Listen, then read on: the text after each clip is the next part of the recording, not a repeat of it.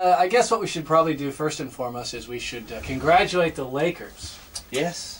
They won the title. They won it in 5 games, as you predicted, as you rightly predicted they would, Ed. Thank you very much. I said, again, I was just being contrarian when I said that I thought Orlando was going to win that series.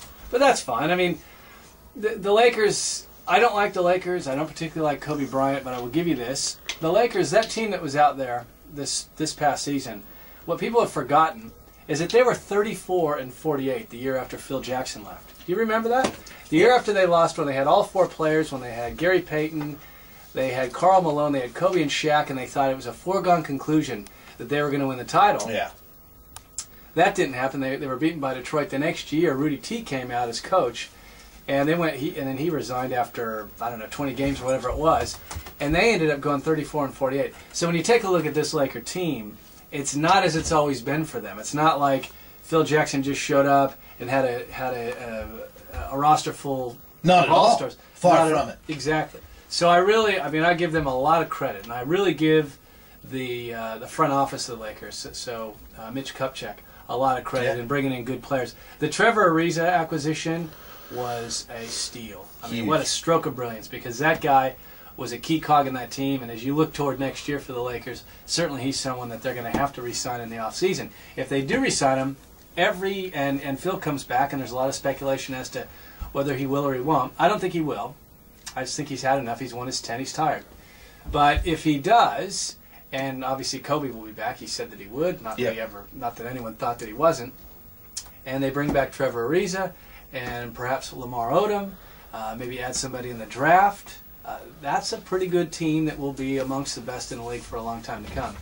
Did you, in watching the press conference after the game, I think that's the first time I've ever seen a genuine Kobe Bryant. I mean, so often there's the barrier up in front of him, the way he responds to questions. Yeah. When they asked him the question about, what does this mean, and he started giggling, and he just goes, I don't ever have to listen to that talk again. That idiotic talk.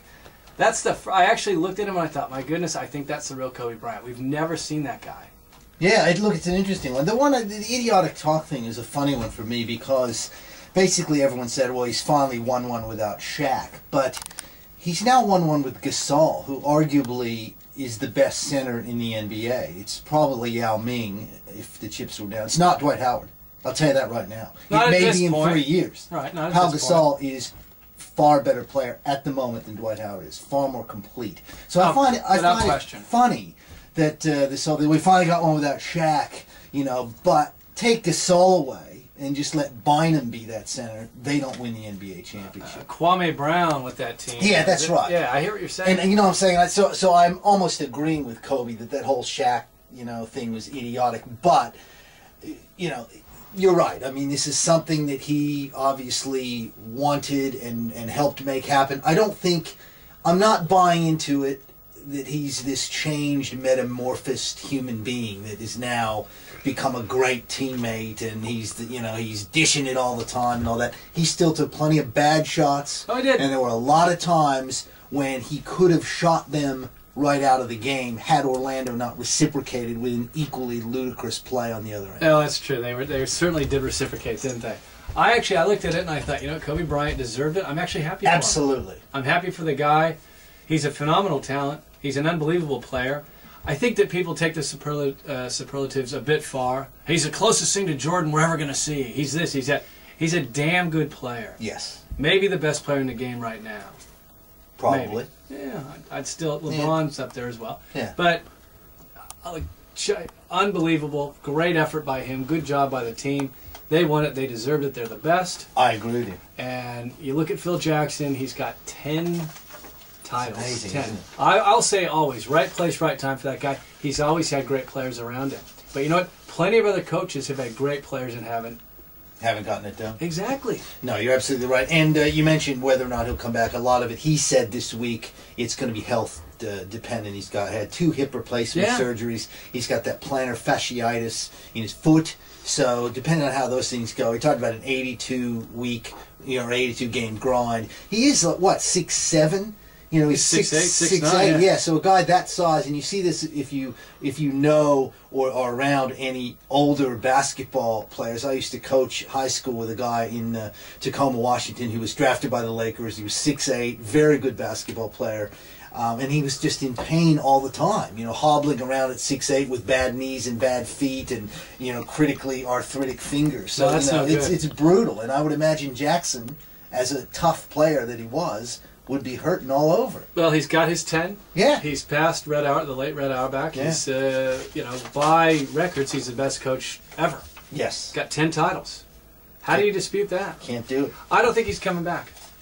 I don't think he's coming back. That'd be interesting. We will. We've got the draft coming up on Friday. It's at 9 o'clock our time Friday. We'll talk to you a little bit later about what we think is going to happen. We've got the mock drafts, Eddie. Guys are rising. Guys are falling. We'll talk about that. Turn quickly, though, to the U.S. Open. A lot of rain out there in New York at Bethpage Black. It's been a disaster, hasn't it? It's you know, they got some play in today. They're right now sitting at 36 holes, so they're basically halfway done. Can they get 36 in tomorrow is the big question. It didn't look like it from what I saw today. And they had the weather guy Al Roker drafted in to talk about the storm front coming. They had Al Roker in. They did. The guy I feel the most sorry for is poor Neil Cordy from Channel 10. Old Cords has got to sit there and, you know, I saw the other day, and there was a big delay, and he was going through every stat imaginable to fill time. It was like, he really? Most runners-up in a U.S. Open. Bobby Jones back in, and it was just like this. I remember those days working in L.A. where, you know, if you had to fill time, it was just like, here's another stat. And poor Neil was just saying, well, we're going to take a break. Play should be underway in 15 minutes, so we'll take another break and come back. So the weather has been the big victory.